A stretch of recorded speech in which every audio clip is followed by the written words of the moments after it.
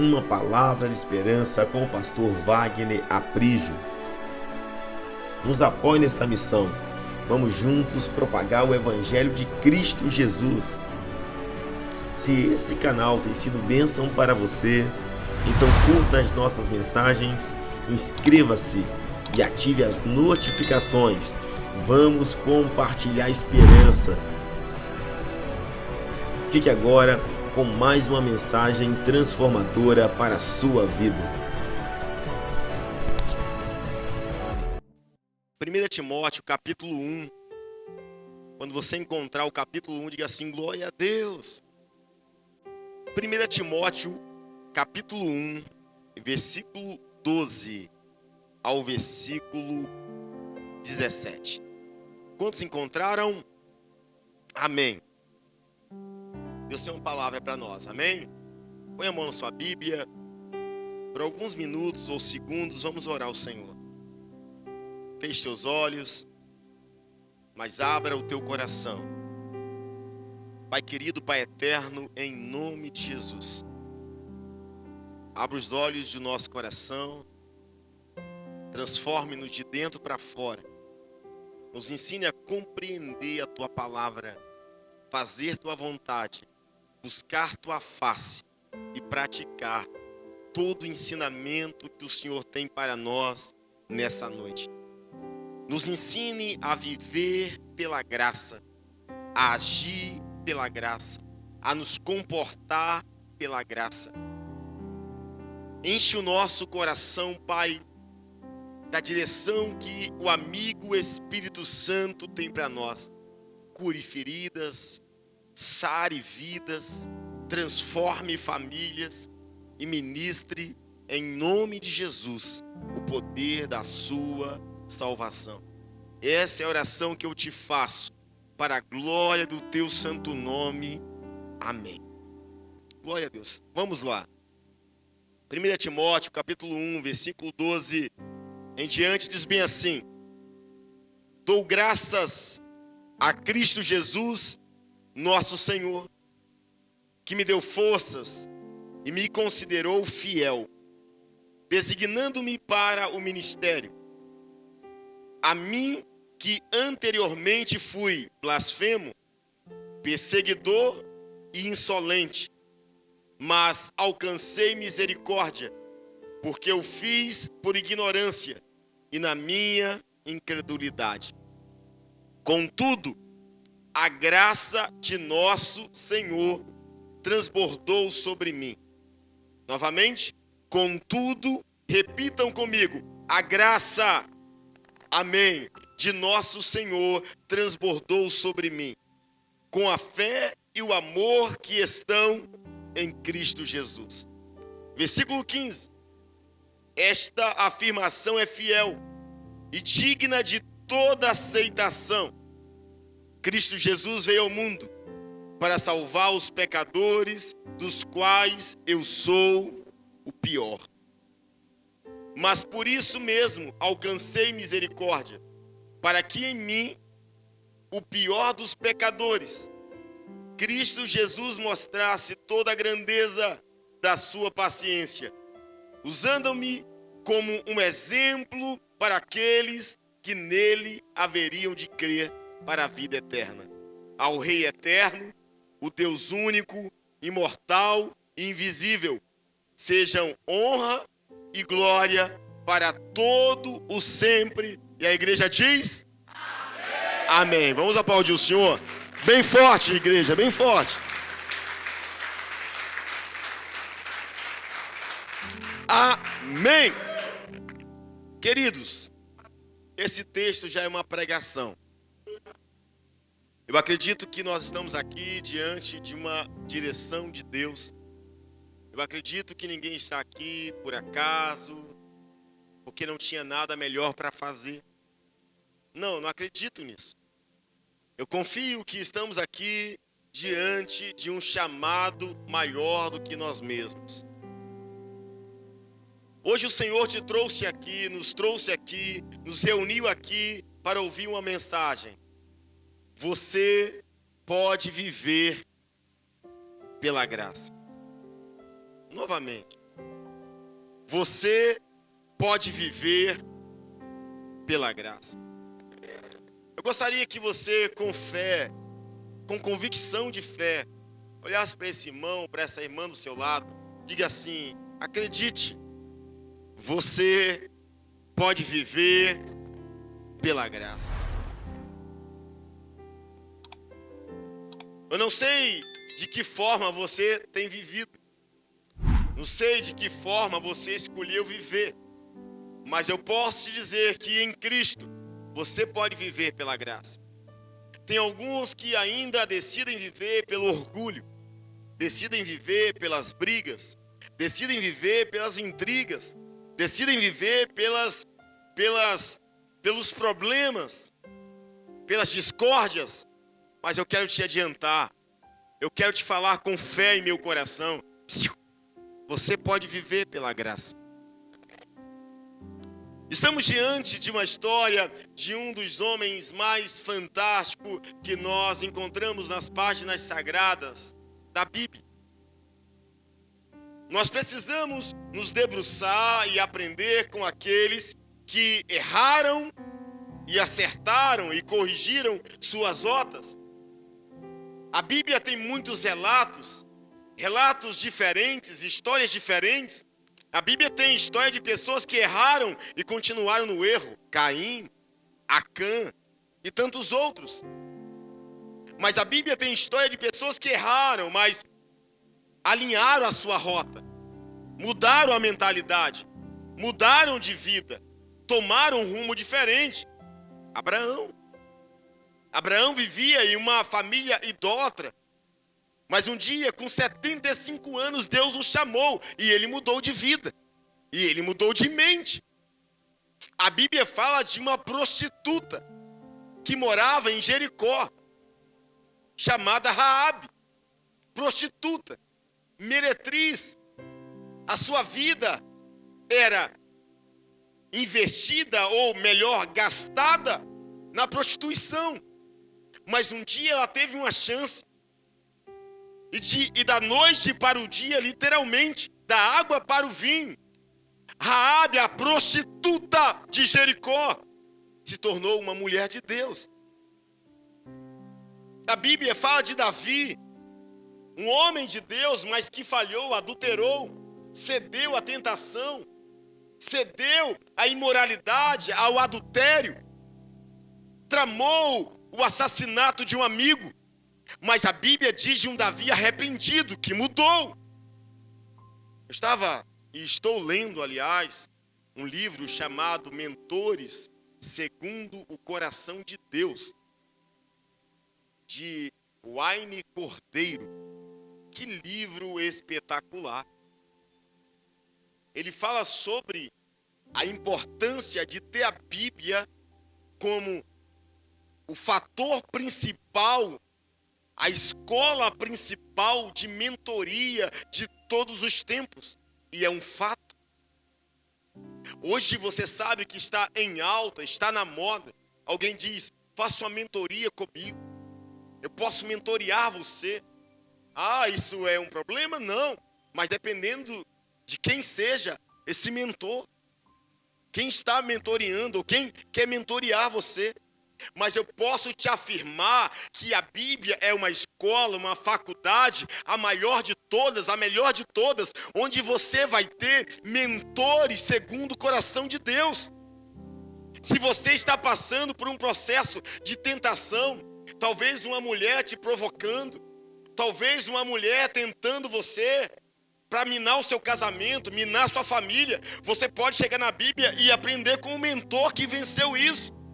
Você pode sentar com um homem chamado José. Abra a tua Bíblia em Gênesis, a partir do capítulo 37, e olha a história de José. Pergunte assim: José, como você conseguiu fugir daquela mulher, cara? O que você fez para fugir da tentação daquela mulher? E José vai te falar o que ele fez. E José vai te mostrar como ele fez. Talvez você está passando um problema, uma dificuldade na sua vida espiritual. Você está desanimado. Você não consegue mais caminhar com uma fé fervorosa no coração. Você está pensando em abandonar o ministério, abandonar o chamado. Talvez você está caminhando, empurrando pela barriga. Você está vindo forçado. E você diz, o que fazer? Você pode sentar com um mentor chamado Elias, que desanimou por uma ameaça de uma mulher, de uma bruxa chamada Jezabel. Elias vai para o deserto, larga o seu servo e diz para Deus, eu quero morrer. Eu não quero mais viver. Senta com Elias, abre a tua Bíblia. Abre a tua Bíblia. E Elias vai te mostrar o que ele fez para continuar. A Bíblia está cheia de mentores segundo o coração de Deus. De pessoas que já viveram o que nós vivemos. De pessoas que fizeram o que nós ainda não fazemos. Você só vai cometer o mesmo erro se você quiser. Se você quiser. A Bíblia é um livro milenar. A Bíblia contém todas as sabedorias de todas as épocas. A Bíblia tem sabedoria desde o tempo de Adão. Aliás, a Bíblia tem sabedoria desde a eternidade, porque Jesus é a própria palavra da Bíblia. Então, quando você ama a Bíblia, você ama o livro que contém toda a sabedoria de toda a eternidade. Então, por que cometer os mesmos erros? Por que não aprender com os mentores segundo o coração de Deus?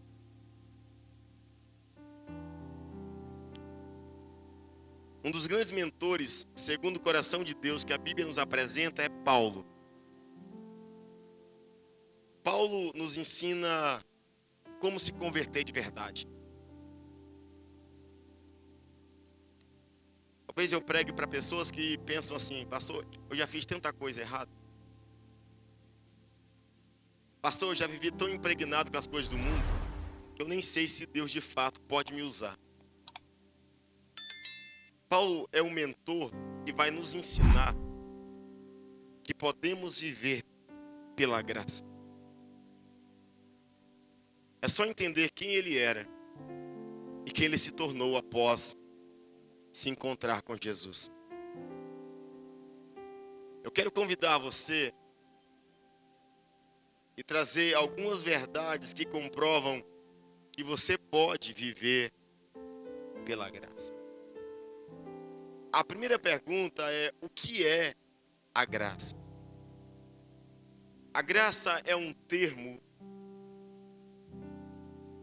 que os teólogos, os historiadores, os biblicistas, os estudiosos, eles encontraram muita dificuldade para traduzir e para interpretar exatamente o que é graça. Então eles encontraram alguns significados para a graça. O grego para a graça é charis. Charis significa um presente. Diga assim, a graça é um presente. Charis significa uma bênção trazida ao homem por Jesus. Diga assim, graça significa uma bênção trazida a mim por Jesus. Um outro significado bem popular para graça é favor e merecido. Pastor, o que é graça? Graça é receber o que eu não mereço. Você já se sentiu constrangido por uma pessoa que fez por você o que você sabia que não merecia? É difícil. Você já foi impactado com uma atitude de gentileza por alguém que você menos esperava? Esses dias eu estava viajando para a Bahia um tempo atrás. E aí meu pneu estava esvaziando, né? Tinha entrado um parafuso, não tinha percebido. Estava esvaziando no meio do caminho. Eu passei por Linhares, um pouquinho na frente, e falei com minha esposa. Falei, amor, vou parar aqui nesse posto para calibrar esse pneu. E eu parei. Quando eu paro o carro, eu estou dentro do carro, sem sair do carro, tinha um senhor com um calibrador. E aí, quando eu ia saindo do carro, ele fez assim: precisa não. Você quer que eu calibre para vocês? Eu fiquei bem constrangido. É um ato simples, mas que poucos fazem. A gentileza está indo embora. A grosseria está vigorando. Precisamos mudar isso aí. E aí ele foi e calibrou todos os nossos pneus. Desliguei o carro. Ele falou: não precisa não. Eu falei: precisa, desliguei. E fui lá e falei assim: muito obrigado. Muito obrigado.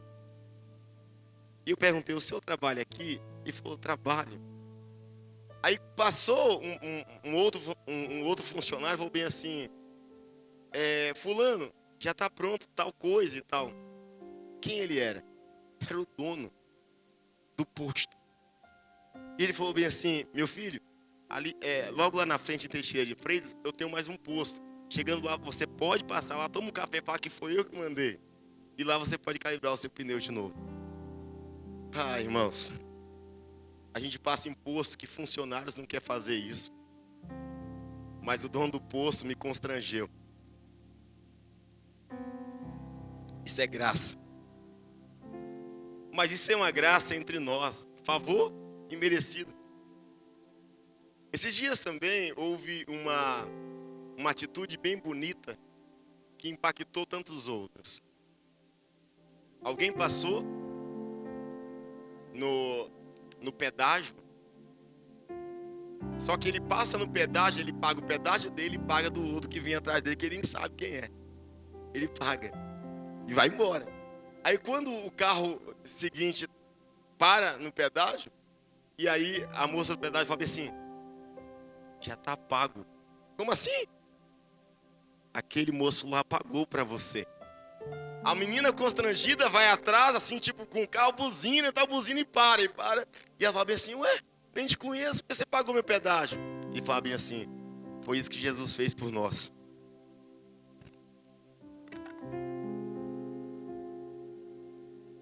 Graça é favor imerecido. É receber o que não merecemos. Paulo, o homem alcançado pela graça, o homem que externava a graça, o homem que transpirava a graça. Agora nós precisamos entender que, primeiro conselho, para viver pela graça, se você quiser viver pela graça, e você pode viver pela graça, você tem que entender o seguinte: a graça tem um Senhor. A graça tem um dono. Por quê, pastor? É só raciocinar comigo. Grego, caris, graça. Graça significa um presente. Graça significa uma bênção. A bênção não existe por si só. A bênção é um produto de alguém que abençoa. Se graça é presente, o presente vem de alguém. Se você quiser viver pela graça, você pode viver pela graça. É só você entender que essa graça tem um Senhor. Essa graça tem um dono. Essa graça tem alguém que a disponibilizou para nós. E Paulo falou sobre isso, por favor, versículo 12. Versículo 12, Paulo disse: dou graças. Ele devolve o que não era dele. Dou graças é a mesma palavra caris. Dou graças a Cristo, ou seja, eu te devolvo o que eu não mereço. Esse dou graças é: eu te agradeço por me tratar de uma forma que eu não merecia. Dou graças a Cristo, ele disse: dou graças a Cristo Jesus, nosso Senhor, que me deu forças e me considerou fiel, designando-me para o ministério. Você pode viver pela graça, reconhecendo que a graça tem um Senhor. Como viver pela graça e não reconhecer o Senhor da graça? E esse é o dilema, ou Udney, Léo, senhores e senhoras estão aqui. Esse é o dilema que nós estamos tendo trabalho sobre a questão bíblica desse tempo. Todos dizem, não, é pela graça. Mas existe uma turma dizendo o pela graça de uma forma pejorativa, desconstruindo o termo graça, como se graça fosse um crédito para pecar.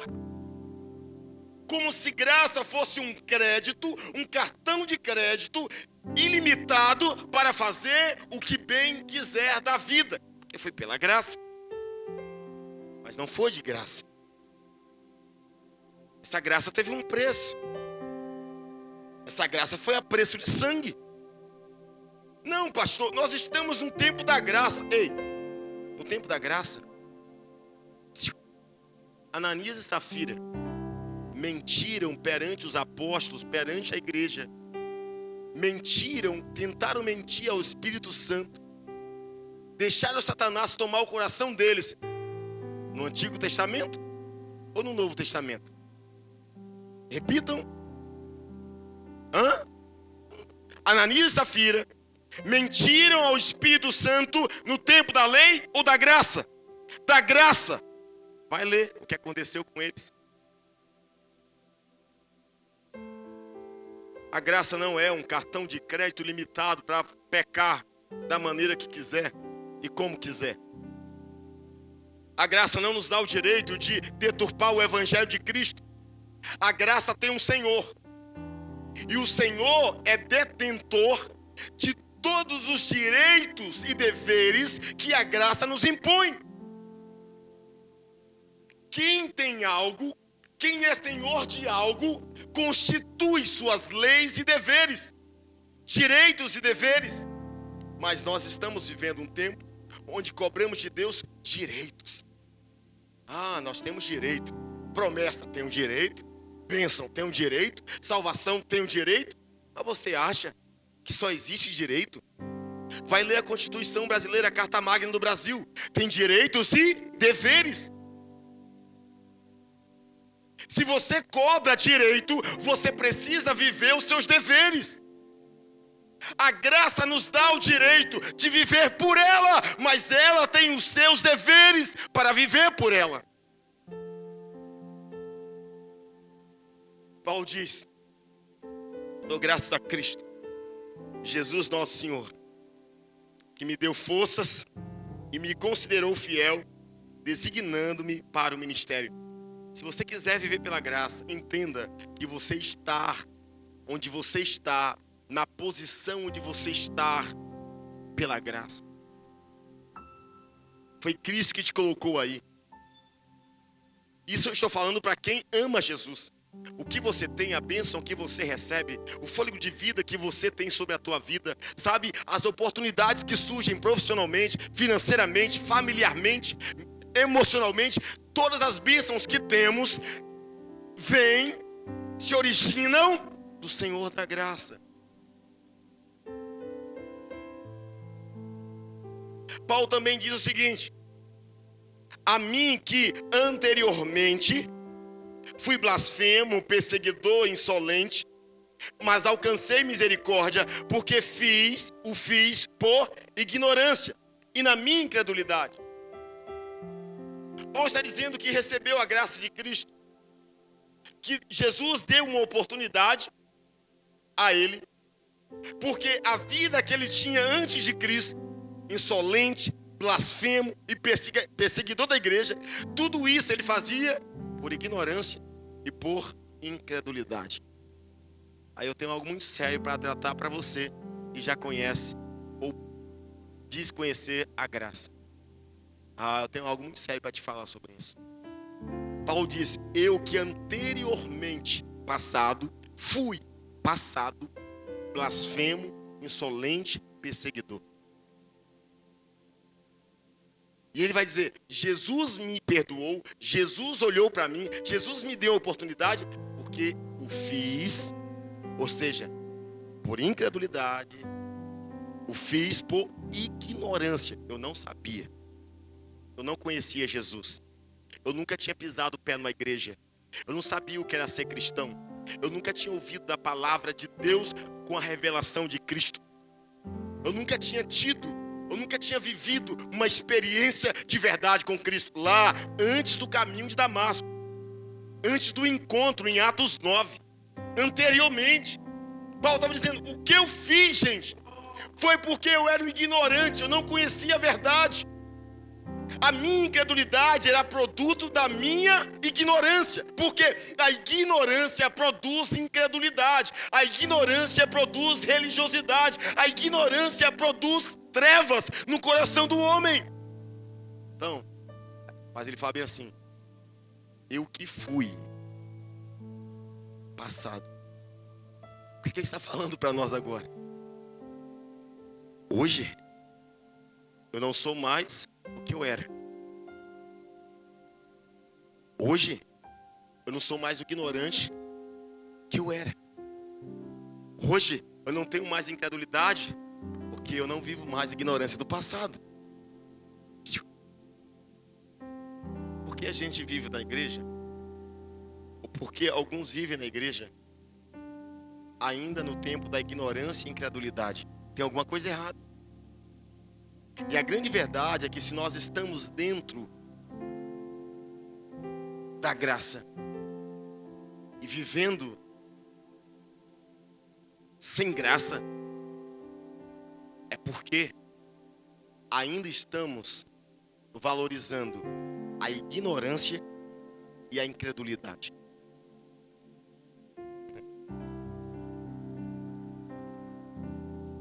Contudo, versículo 14.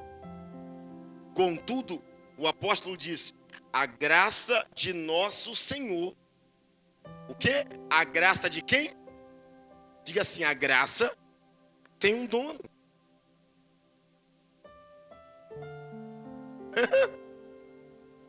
Não é só viver pela graça. Não dá para viver pela graça só por ela. Porque a graça não é um senhor. A graça é uma bênção que vem do Senhor. Entende?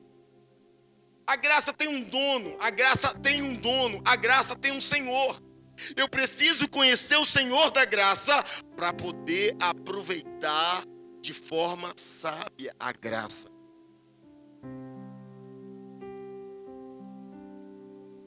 Paulo diz, a graça de nosso Senhor transbordou sobre mim com a fé e o amor que estão em Cristo Jesus. Essa graça, Efésios 2, versículo 5. Essa graça, ela nos dá isso aqui. Deu-nos vida com Cristo, quando ainda estávamos mortos em transgressão. Pela graça, vocês são salvos. A graça produz uma convicção de salvação. Aqueles que vivem pela graça não vivem desesperados, como se tudo fosse desgraça. Porque a palavra desgraça, apesar de ser pesada, desgraça é algo sem a graça. Então, ou seja, uma vida sem graça é uma vida de desgraça. Uma vida desgraçada é uma vida sem a graça de Cristo constantemente.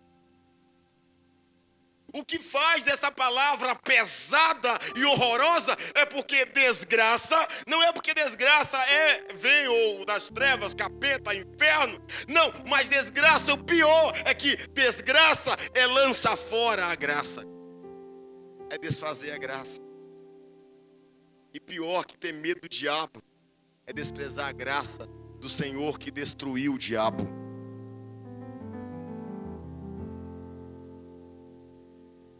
Jesus falou, não temam, não tenha medo daquele que pode matar o seu corpo e nada mais, mas temam aquele que pode destruir tanto o corpo quanto a alma e lançar no inferno. O Senhor. Precisamos então viver essa mentalidade de alguém que decide viver pela graça. Versículo 8 do Efésios 2, 8. Pois vocês são salvos pela por meio da... E isso não vem de vocês, é dom. A graça não vem de vocês, é dom de Deus. Ou seja, podemos viver pela graça, sim ou não? Mas temos que conhecer o Senhor dela. Conheça o Senhor dela. E aí você vai viver ela da melhor maneira possível. A graça, ela gera em nós um poder transformador. Paulo disse: eu que anteriormente fui desobediente, fui transgressor, fui rebelde, fui incrédulo, fui ignorante, fui blasfemo, fui. Mas a graça fecha a porta do passado de pecado e abre a porta de um futuro poderoso. A graça é a chave que nos faz sair do portal das trevas para viver o portal da nova oportunidade em Cristo Jesus. Observe comigo a mudança de vida que o apóstolo Paulo tem quando ele entende a graça. Verso 15. Eu acredito que esta é a afirmação que todos nós devemos aprender.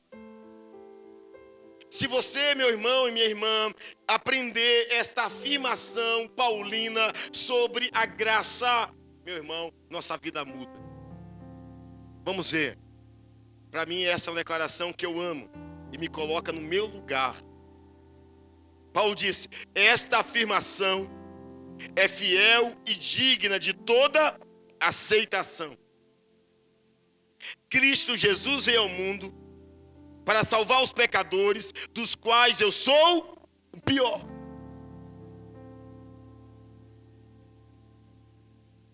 Ele está falando que essa aceitação é digna de toda aceitação. Esta afirmação é digna de toda aceitação. Ou seja, se você é crente, dá seu jeito e aceite. Tem que aceitar.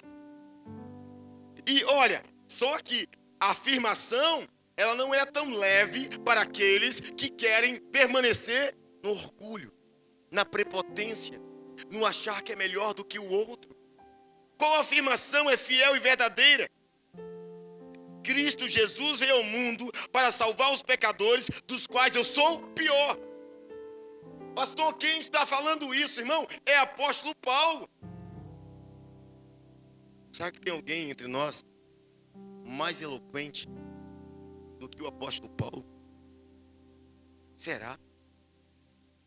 Olha a frase que ele diz: Cristo Jesus veio ao mundo para salvar os pecadores, do qual vocês são piores. Não. Olha o que ele diz: Cristo Jesus veio ao mundo para salvar os pecadores. Ele faz bem assim, ó, do qual eu sou o pior. A gente muda esse dedinho para frente e coloca esse dedinho para nós. Eu sou o pior. E eu fui conferir essa questão dele dizer que foi o pior dos pecadores. O termo para o grego é protos. Protos, ele quis dizer: eu sou o primeiro dos pecadores. Aí eu fui olhar mais, quer dizer, ele diz: eu sou o chefe dos pecadores. Aí eu fui olhar mais significado no grego, ele quis dizer: eu sou o principal dos pecadores. Aí eu fui olhar mais um significado, quer dizer, ele diz: eu sou o número 1 dos pecadores.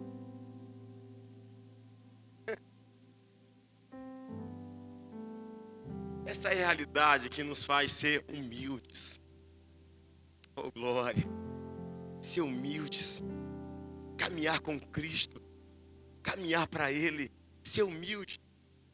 Os maiores problemas que encontramos na igreja são pessoas que não param em igrejas nenhuma, porque sempre diz: o irmão, a irmã, o pastor, você é melhor que Paulo. Você não é nem apóstolo, você não tem que ser o apóstolo Paulo, você tem que ser o querubim, serafim, ser vivente, sei lá o que você tem que ser. Porque a Bíblia está falando que um dos maiores apóstolos disse que a afirmação que ele aceitou para ele mesmo é: Cristo Jesus veio ao mundo salvar os pecadores, do quais Eu sou o chefe. Como você se sente diante dos pecados alheios?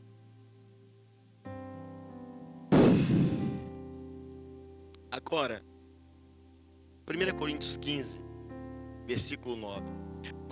Paulo, ele teve por um tempo uma dificuldade de compreender essa graça, porque ele falava, eu não mereço isso. Ele entendeu a graça. Quer ver? Ele disse, pois sou o menor dos apóstolos e nem sequer mereço. Ou seja, graça é favor imerecido, eu não mereço ser chamado apóstolo, porque persegui a igreja de Deus. Irmãos, isso me faz caminhar tranquilo. Alguém fala assim, pastor, você é um pecador. Diante dele, sou um pecador. Mas a graça dele me fez nascer de novo. Me deu nova vida. Me deu nova chance. Me abriu a porta. Me deu oportunidade. Me chamou de filho. Transformou minha vida. A graça dele. Pastor, você não merece nada. Eu sei, bobão. Há muito tempo eu aprendi que não mereço nada. Há muito tempo, há mais de 15 anos, eu entendi o que era graça. Graça é favor imerecido. Graça é presente que eu não mereço.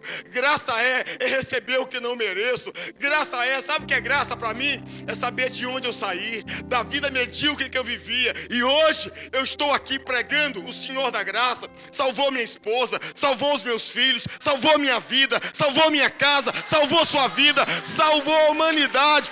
Isso é graça, meu irmão.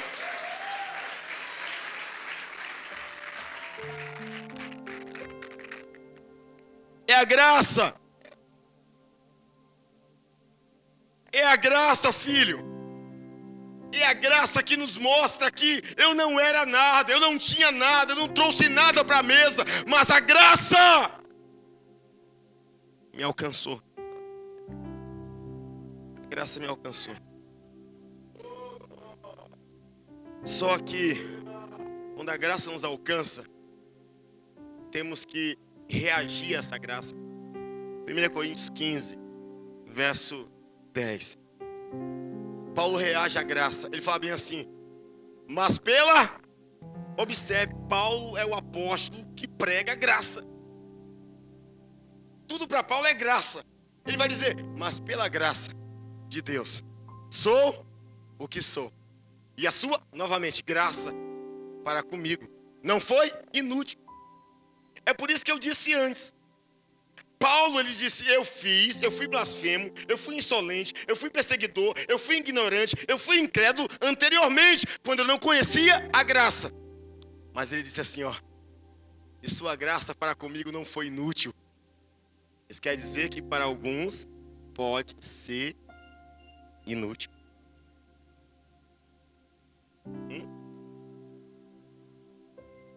Depende como você está lidando com a graça. Ele vai dizer, e sua graça para comigo não foi inútil. Antes, trabalhei mais do que todos eles. Contudo, não eu. De novo, mas a graça de Deus comigo. O que fez Paulo se tornar um dos grandes apóstolos? Ele vai dizer, a graça. Quando Paulo está com um espinho lá perturbando ele diz, Senhor, já roguei 3 vezes, e o diabo, o inferno, os demônios continuam aqui me provocando, continuam me envergonhando. O Senhor fala bem assim, Paulo, a minha graça te basta. Para você viver bem, é só entender que a graça, te basta. A graça te basta. A graça te basta. É viver pela graça, a mentalidade da graça. Graça. Graça. E eu quero caminhar para o final. Volta aqui, por favor. O versículo 16 de 1 Timóteo 1 diz assim, mas por isso mesmo alcancei misericórdia, para que em mim, o pior dos pecadores, Cristo Jesus demonstrasse toda a grandeza da sua paciência, usando-me como exemplo para aqueles que nele haveriam de crer para a vida eterna. O que a graça produz em nós? Exemplo. Anota aí. Você não anota, você perde tudo depois. Porque depois você não anota, porque depois você vai anotar no YouTube, né? Beleza. Então, vamos lá. O que a graça produz? Exemplo. Aqueles que vivem pela graça recebem a graça de se tornarem exemplos. Paulo está dizendo que Deus foi tão paciente com ele, para que pudesse usar ele como exemplo. Exemplo porque é só você olhar o que Paulo fazia e o que ele passou a fazer depois da graça. E que Paulo está dizendo? Se Jesus transformou a mim como que era um perseguidor, que era um insolente, que era um blasfemo, que era cruel, que matava crente, o que Deus não pode fazer com você? É isso. É isso que ele está falando, Wagner. Se eu fui tão horrível e a graça me alcançou, o que Deus não pode fazer com você? Gostaria que você olhasse para mim agora. Qual é a sua dificuldade? O que você fazia antes de Jesus? Qual é o seu maior problema? Paulo está falando conosco. Qual é o seu maior problema? Se Jesus resolveu o meu problema, se a graça operou em mim, não vai operar em você? Vai operar em você. Deus tem algo maior para você. Deus está te chamando para viver pela graça. E aí eu quero fechar a mensagem com uma declaração poderosa. A graça tem um Senhor. A graça produz frutos. E a graça exalta aquele que é Senhor dela, que é dono dela. Vamos perceber como Paulo termina essa frase. Essas expressões. Diz assim, versículo 17. Paulo diz assim: ao Rei eterno, o Deus único e imortal e invisível, sejam honra e glória para todos e sempre. Agora calma aí, projeta aqui. Você que quer viver pela graça, você que entende a graça, eu gostaria que você, no 3, nós vamos ler essa declaração. Você que dá graças a Cristo, você que exalta a Cristo, eu gostaria que você lesse com toda a fé. Deixa essas palavras entrar no seu coração. Isso aqui é a demonstração de gratidão dos que decidem viver pela graça. Vamos lá? No 3. 1, 2, 3. Ao Rei eterno, imortal, sejam honra e glória para todo o sempre. Amém.